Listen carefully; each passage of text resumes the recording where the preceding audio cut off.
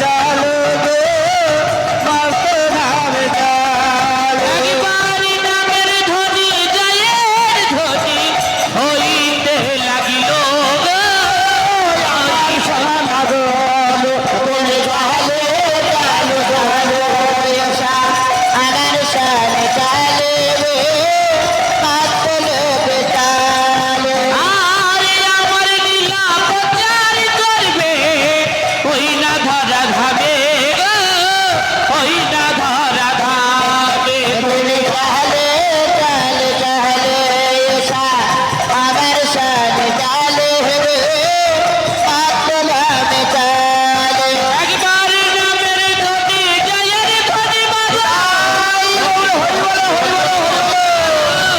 আমার সঙ্গে চলো তুমি চালো চালো চালো আমার সাথে চালো গো আমার সঙ্গে চলো যাইনি তাই যাইনি তাই যাইনি তাই তাই দেখুন বাবা আজ মনসা চক্রান্ত করে ওই দেবলোকে থেকে ওই আত্মা দুটি এনেছেন কিন্তু সশরীরে আনতে পারেননি এই আত্মা দুটি আনতে যমের সঙ্গে যুদ্ধ করেছে মনসা যমকে পরাজিত করেছিল বলে এই মনসার নাম দিয়েছিলেন যম বিজয়া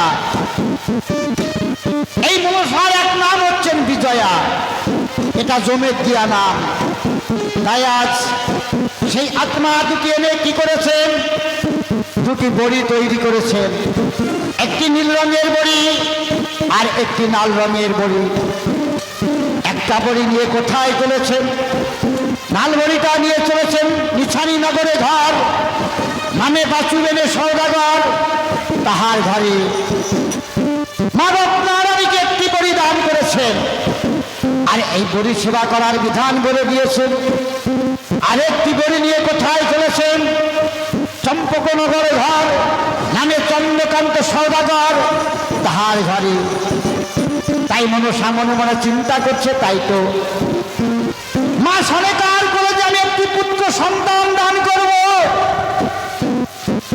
জানতে পারি নাই চাঁদ আছে কর্ণাটক বাণিজ্য তাহলে কেমন করে আমি মায়ের কোলে সন্তান দান করব আর তাছাড়া একটি কথা মা আমার 80 বছরের বৃদ্ধা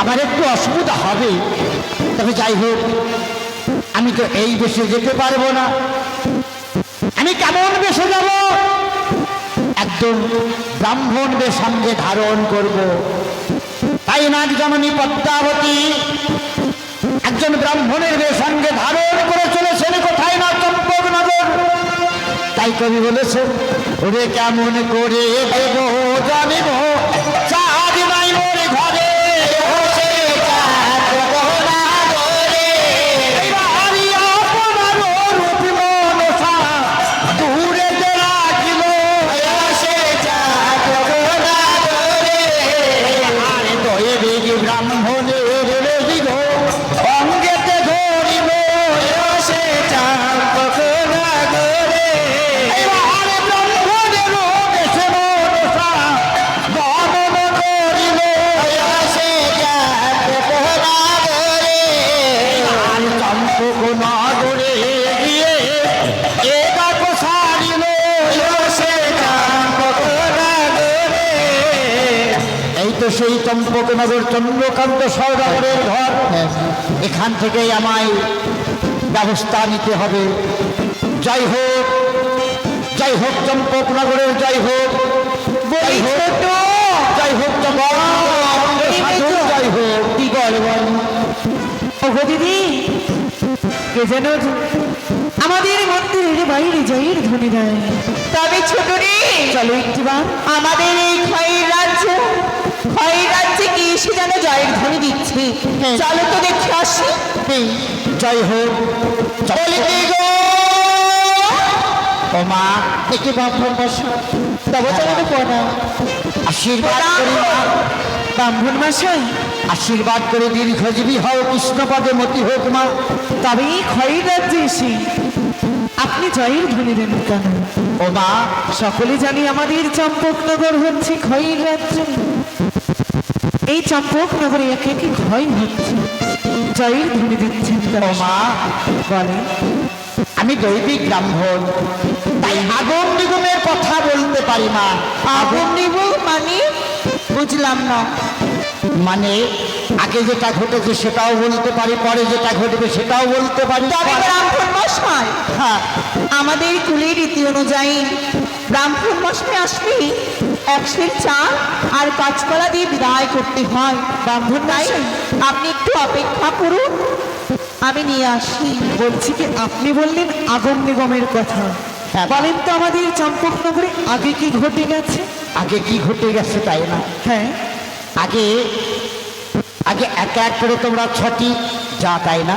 হ্যাঁ, এই 6টি যায়, এই তোমাদের 6টি স্বামীগুলা বিয়োগ হয়েছে, তাই না? বেশ, এটা সকলেই জানি। সকলেই জানে। আর সামনে কি ঘটতে চলেছে সামনে কি ঘটতে চলেছে বলে? দেখো মা, আমি এই খড়িখানা পেতে দেখলাম হ্যাঁ, তোমাদের ঘরে শুভ দিনে শুভ লগ্নে একটি পুত্র সন্তান জন্ম নেবে।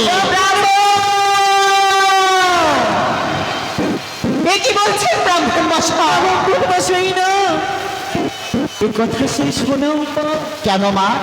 আমরা যে একে কি 6টি যা দাঁড়িয়ে রয়েছি সকলে বিধবা। হ্যাঁ, বিধবা নারীর কেমন করে সন্তান হবে বলতে পারি? এটাও আমি জানি মা। তোমরা এক এক করে 6টি যা রয়েছে বিধবা। হ্যাঁ, আমি দেখতে পাচ্ছি তোমাদের ঘরে একটি সধবা আছে। সাধুবা রয়েছি। হ্যাঁ, সে যে আমাদের শাশুড়ি মা। ও, তবে তার যে বয়স হচ্ছে 80, হরিনাম বলতে হলে উঠে আসে কাশি। ও। সে কেমন করে সন্তান ধারণ করবে? বলছে বয়স হয়েছে 80, হ্যাঁ। হাত ধরে তুলতে গেলে উঠে আসছে কাশি। এটা সত্যই বামন মশা। তোমাদের শাশুড়ি মাতাকে একবার আমার কাছে আনবে মা, বেশ, আমি দেখতে চাই। বেশ, অপেক্ষা করুন, আমি ডেকে নিয়ে আস। বেশ বেশ, তাই হবে। মা, মা গো, মা তব চরণে প্রণাম মা। সৌভাগ্যবতী হও মা। তবে মা গো, বলো না।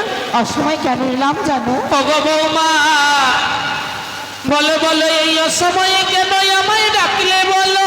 কোথা থেকে একটি দৈবিক ব্রাহ্মণ এসেছে, ব্রাহ্মণ? তোমার সঙ্গে 2-4 কথা বলবে মা। বৌমা গো, মা গো, একবার বলছো ব্রাহ্মণ, পরের বার বলছো দৈনিক, কিন্তু আমাদের কুলের রীতি অনুযায়ী ব্রাহ্মণকে সম্মান জানিয়েছো কিনা? হ্যাঁ মা, তার চরণ ছুঁয়ে আশীর্বাদ নিয়েছো মা? নিয়েছি মা গো। জানো মা, বলো বলো। মনে মনে বড় সাধে হয়। কি বলো এমন না? কি সাধে জানো মা? এমন কি কোন সাজায় মা? সাধুগুরু বৈষ্ণবের চরণে ধুলি মস্তকে তুলে নি। বলো। কোন সাধুগুরু হ্যাঁ, বৈষ্ণবের চরণ ধূপ জল আমি সেবন করি। মা গো, কিন্তু জানো মা, জানো অকালে যে নয়ন দুখানা হারা হয়ে আমি আমার নিজ মন্দিরে রয়েছি বসে, তাই যেন আজ সাধুগুরু বৈষ্ণব চরণ হইতে আমি আজ বঞ্চিত। মা, আমরা থাকতে তুমি কেন বঞ্চিত হবে মা? তাহলে একটিবার ওই সাধুগুরু বৈষ্ণবের চরণের তলে চলো মা, নিয়ে যাও। তোমরা আমায় নিয়ে চলো মা। চলো মা, চলো মা, নিয়ে যাও। মা, ওই দেখা দিই, ওই রবি ব্রাহ্মণ, তুমি প্রণাম করো মা। তবে চরণে প্রণাম জানাই ব্রাহ্মণ। জয় শ্রী সনাতা। বলো বলো বলো এই যে কি ব্রাহ্মণ, হয়?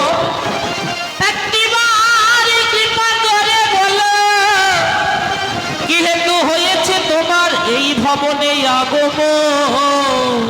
বাবা, আমি এই রাস্তা দিয়ে চলেছি, যেতেই আমি এই খড়িখানা পেতে দেখলাম তোমাদের ঘরে শুভ দিনে শুভ লগ্নে একটি পুত্র সন্তান জন্ম নেবে মা। কেন মা? অপরাধ নিও না ব্রাহ্মণ, আমি কোন শয়তানের জন্ম দিতে চাই না। শয়তান নয় মা, সন্তান। জানো জানো জানো ব্রাহ্মণ, একটি নয়, দুটি নয়, এক এক করে ছয় ছয়টি কুলের মানিক ছিল আমার। আরে তবে